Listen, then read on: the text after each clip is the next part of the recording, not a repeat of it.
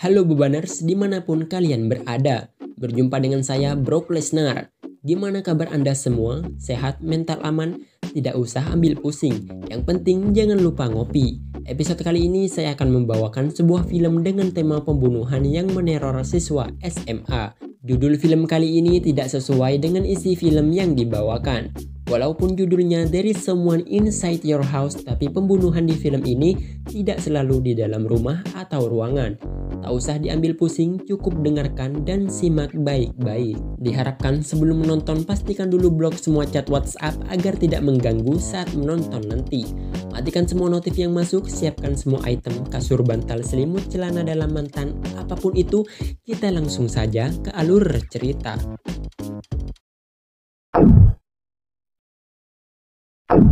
Film diawali dengan seorang siswa SMA bernama Jackson. Jackson merupakan salah satu anggota klub American Football di SMA Osborne. Saat itu Jackson sedang sendirian di rumahnya karena diketahui ibu dan adiknya sedang pergi keluar. Karena nanti sore di SMA-nya akan diadakan pertandingan football, tak lupa ia memasang alarm di HP-nya yang kemudian ia letakkan di meja sampingnya. Ia pun kemudian beristirahat. Namun sayangnya Jackson malah bablas ketiduran hingga hari sudah gelap dikarenakan HP yang ia letakkan di meja sampingnya tiba-tiba saja ada yang menukarnya dengan timer masak.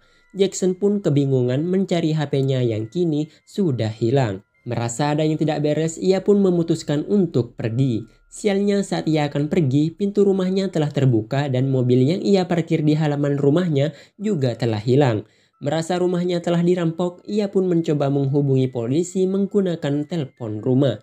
Belum sempat ia meminta bantuan, ia menemukan foto-foto dirinya ada yang menempelkannya dengan sengaja. Foto-foto tersebut merupakan hasil screen capture dari video saat Jackson melakukan penyiksaan terhadap teman satu klub footballnya. Jackson mengambil satu persatu foto dirinya yang bergeletakan di mana-mana dan ternyata mengarahkannya pada kamar orang tuanya. Merasa adanya orang asing yang masih bersembunyi di rumahnya, ia kemudian mempersenjatai dirinya menggunakan stick golf. Saat ia membuka ruangan pakaian, terlihat semakin banyak foto-foto saat dirinya melakukan penyiksaan. Dan tiba-tiba dari bawah muncul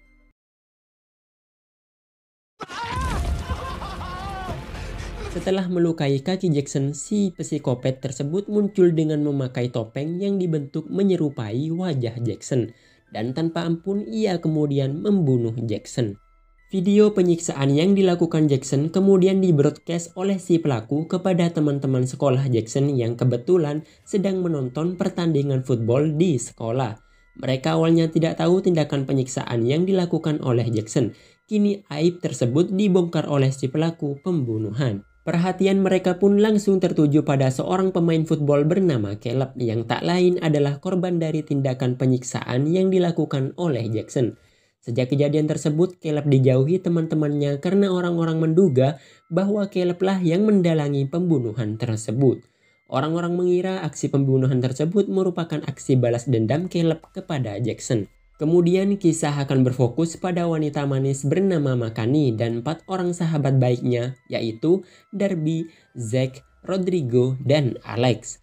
Mengetahui adanya kasus pembunuhan yang terjadi di sekolahnya, mereka berpikir bahwa pelaku pembunuhan tak lain adalah orang yang masih ada di lingkungan sekolah. Mereka mencurigai seorang siswa bernama Oli. Itu dikarenakan Oli memiliki sifat sosiopat atau perilaku antisosial yang menyimpang. Sepulang sekolah, Zack menemukan mobilnya telah dicoret-coret yang berisikan kata-kata hinaan kepada ayahnya. Ayahnya bernama Sanford. Banyak warga Osborne membenci Mr. Sanford, khususnya bagi mereka yang bertempat tinggal di dekat ladang jagung milik Mr. Sanford. Itu dikarenakan selama bertahun-tahun Mr. Sanford mengintimidasi warga agar menjual tanah mereka untuk memperluas area ladang jagung miliknya. Kemudian scene beralih pada Makani yang tinggal bersama dengan neneknya. Makani melihat foto-foto saat dirinya bersama Oli. Rupanya Oli si sosiopat adalah pacar Makani. Namun hubungan tersebut tidak pernah diketahui oleh teman-temannya Makani. Itu dikarenakan Makani merahasiakan hubungannya tersebut pada siapapun. Keesokan harinya akan diadakan ibadah untuk memperingati kematian Jackson di sebuah gereja. Katie bersama temannya yang bernama Marcus membantu mempersiapkan acara tersebut. Namun tiba-tiba saja Marcus menghilang. Katie kemudian mendapatkan pesan dari Marcus kalau hari ini dirinya tidak bisa datang ke gereja. Lalu siapakah orang yang bersama Katie tadi?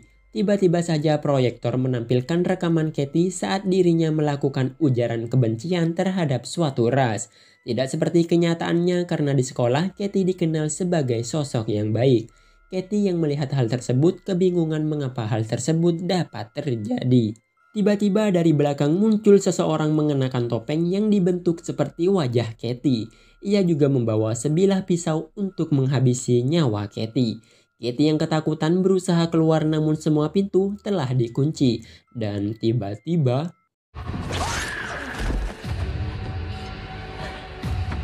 Katie yang berlumuran darah berusaha lari dari si pembunuh hingga akhirnya ia berhasil memasuki tempat pengakuan dosa.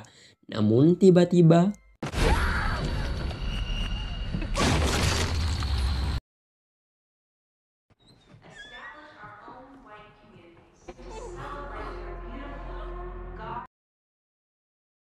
Sin beralih pada Makani yang sedang menyesali perbuatan dirinya di masa lalu, di mana ia mendorong temannya ke dalam kobaran api. Kejadian tersebut terjadi di SMA lamanya dulu sebelum Makani bersekolah di SMA Osborne. Keesokan harinya di kantor polisi, beberapa siswa diinterogasi oleh polisi untuk ditanyai mengenai hubungannya dengan para korban pembunuhan. Karena ayahnya Zack yaitu Mr. Sanford menyewa seorang pengacara dan menggunakan hak konstitusional, Zack dibebaskan dari interogasi tersebut. Namun terlihat dia tidak begitu senang dengan keadaannya yang nyaman tersebut. Hubungan dengan ayahnya pun juga tidak begitu baik. Hingga semua siswa sudah pulang dan menyisakan Makani dengan Oli. Akhirnya Makani diinterogasi oleh si polisi yang ternyata merupakan kakaknya si Oli. Dia cukup kesulitan mengungkap pelaku pembunuhan karena banyak dari murid yang tidak begitu akrab dengan para korban. Selesai diinterogasi, Makani dan Oli pun kemudian pulang bersama. Hingga kemudian mereka mencari tempat yang sepi dan melakukan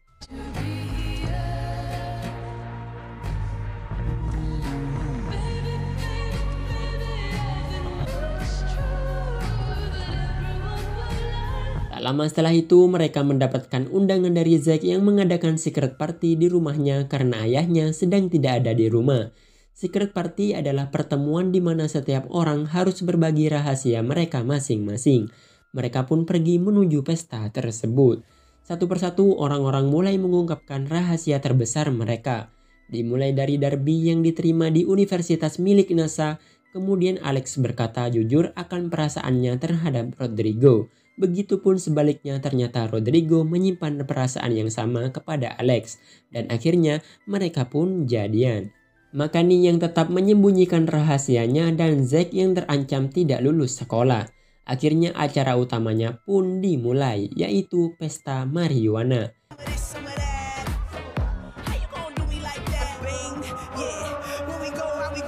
Alex dan Rodrigo yang sedang dilanda asmara pun adu mulut. Hingga tiba-tiba ia menemukan pil fentanyl yang selalu ia konsumsi berserakan di lantai.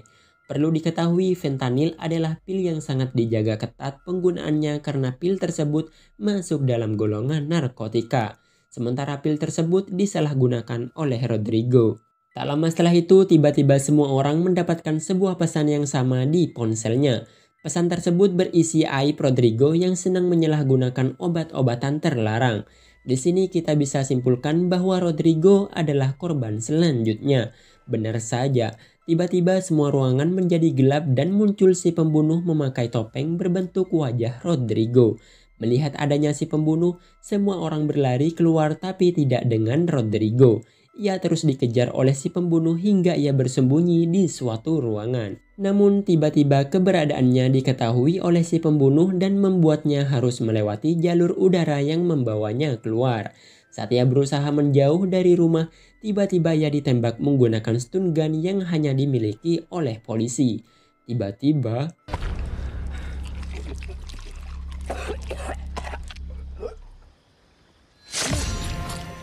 Rodrigo pun akhirnya tewas.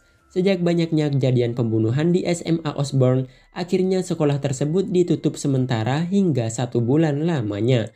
Makani dan yang lain mulai mengenang masa-masa saat mereka bersama dengan Rodrigo. 1 bulan telah berlalu, akhirnya sekolah kembali berjalan.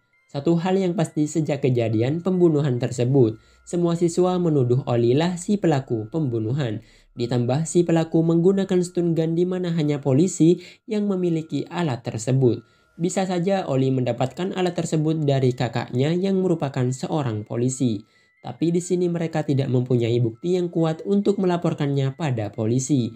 Makani yang merupakan pacar rahasia Oli menyangkal pendapat tersebut karena ia begitu mengenal Oli. Oli kemudian mengajak Makani ke ladang jagung milik ayah Zack. Di sana mereka saling membucin satu sama lain.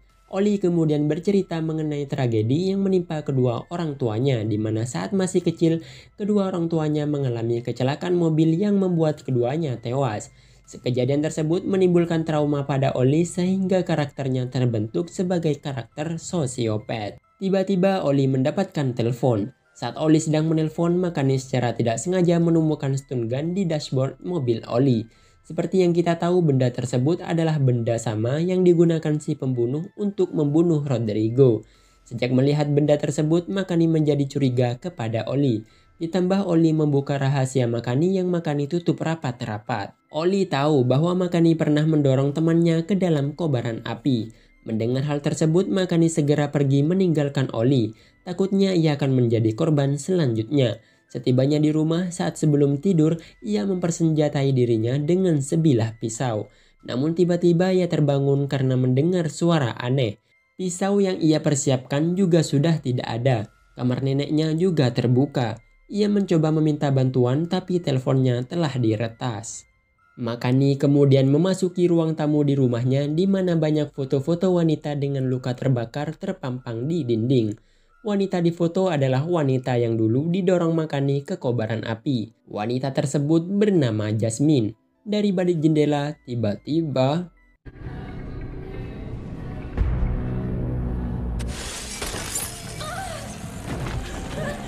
si pembunuh menampakkan dirinya dengan menggunakan topeng berbentuk wajah Makani. Si pembunuh berniat membakar Makani hidup-hidup. Secara kebetulan di saat yang bersamaan Alex datang berkunjung ke rumahnya. Karena perhatian pembunuh teralihkan, Makani memanfaatkan kesempatan tersebut untuk menjatuhkan si pembunuh. Namun sesaat sebelum Alex memasuki rumah, si pembunuh buru-buru kabur yang membuat topengnya terlepas. Meski Makani selamat, ia tidak sempat melihat wajah asli si pembunuh.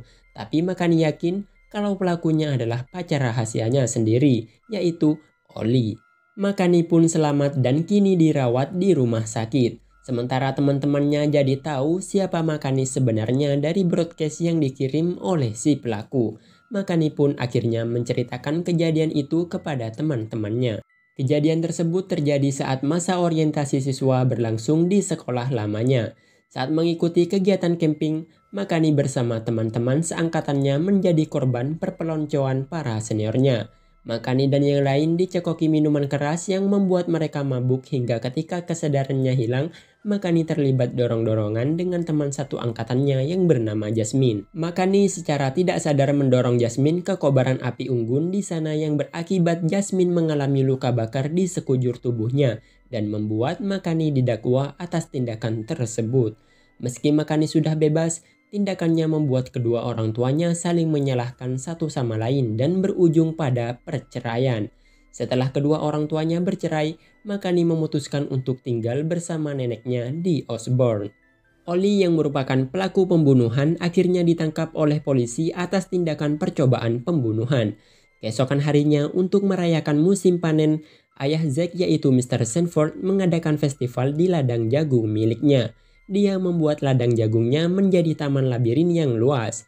Mr. Sanford juga mengundang para warga dan semua siswa SMA Osborne untuk melihat-lihat. Makani yang sudah pulih terlihat sedang menunggu teman-temannya di sekolahnya untuk ikut menghadiri festival di ladang jagung milik Mr. Sanford. Tak lama setelah itu ia mendapatkan kabar mengejutkan dari Darby kalau Oli sudah bebas karena kakaknya yang seorang polisi melepaskannya. Tiba-tiba saja Oli muncul di hadapannya. Makani yang ketakutan pun lari menuju sekolahnya. Beruntung ia bertemu Caleb. Tiba-tiba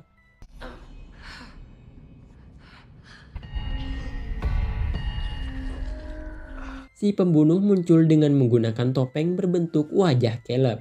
Si pembunuh kemudian memberikan pisaunya pada Makani. Beruntung Oli kemudian muncul yang membuat si pelaku lagi-lagi kabur. Makani yang ketakutan pun tak bisa berbuat apa-apa. Ia bingung jika bukan Oli, lantas siapa pelakunya. Makani sadar bahwa saat ini si pembunuh sedang menuju ladang jagung. Ia langsung pergi menuju ladang jagung. Dugaan Makani benar. Si pembunuh yang sedang berada di sana langsung menyiram minyak ke ladang jagung dan membakarnya. Tiba-tiba mereka ditelepon oleh Zack kalau ladang jagungnya sedang terbakar. Kini semua pengunjung dalam ancaman. Namun sesampainya di sana mereka tidak menemukan jalan masuk karena tempat itu telah dikelilingi oleh kobaran api. Akhirnya mereka memutuskan menerobos ladang tersebut untuk membukakan jalan bagi pengunjung yang terjebak di dalam. Oli kemudian mempersenjatai dirinya dengan stun gun milik kakaknya, sedangkan Makani membawa pisau milik si pembunuh. Darby dan Alex kemudian menuntun para siswa yang lain untuk keluar dari ladang tersebut, sedangkan Makani dan Oli mereka mencari Zack. Namun sesampainya di sana mereka melihat ayahnya Zack sedang diancam oleh si pembunuh. Meski mereka berdua datang, hal tersebut tidak menggubris niat si pembunuh untuk menghabisi nyawa Mr. Sanford. Akhirnya si pembunuh tersebut membuka wajah aslinya. Mereka terkejut begitu tahu ternyata pelaku pembunuhan selama ini adalah Zack. Oli segera mengeluarkan stun gun namun sialnya alatnya macet. Zack kemudian menusuk paha Oli dengan pedang, sedangkan Makani yang membawa pisau tidak memiliki keberanian untuk melawan. Sebelum Zack juga mengeksekusi Makani, Zack bercerita alasannya melakukan ini semua. Zack bercerita bahwa dirinya sangat membenci ayahnya. Karena kelakuan ayahnya, ia juga ikut dibenci oleh orang-orang. Ia juga mengungkapkan alasan mengapa ia membantai teman-temannya di sekolah. Itu dikarenakan Zack tidak menyukai orang-orang yang menyembunyikan rahasia. Menurutnya itu munafik. Karena di balik wajah yang selalu mereka tunjukkan di hadapannya tersimpan rahasia yang kotor seperti bersembunyi di dalam topeng. Itulah alasan ia selalu mengenakan topeng dan membuka aib mereka setelahnya. Zack ingin menunjukkan kepada orang-orang siapa mereka sebenarnya. Dengan kondisinya yang sekarat, Oli kemudian menembak Zack dengan stun gun-nya yang kini sudah berfungsi kembali. Makani pun menggunakan kesempatan tersebut untuk menusuk Zack. Akhirnya, si psikopat Zack pun mati. When you're what's wrong, Zack. You're the problem. Di akhir film, kita diperlihatkan keadaan menjadi begitu baik setelah teror pembunuhan telah usai. Satu persatu teman-teman yang sudah lulus kini sudah memilih jalannya masing-masing. Sementara Makani menyampaikan rasa bersalahnya pada Jasmine dan melanjutkan hubungan asmaranya dengan Oli tanpa ditutup-tutupi lagi. Film pun berakhir. Mungkin itu saja. Bagi kalian yang sudah menonton video ini, jangan lupa like, komen, dan subscribe untuk menunjukkan eksistensi kalian. Share dan buktikan kalau kalian adalah makhluk sosial. Tetap semangat dan jadilah beban yang berguna bagi orang lain. Terima kasih and see you next time.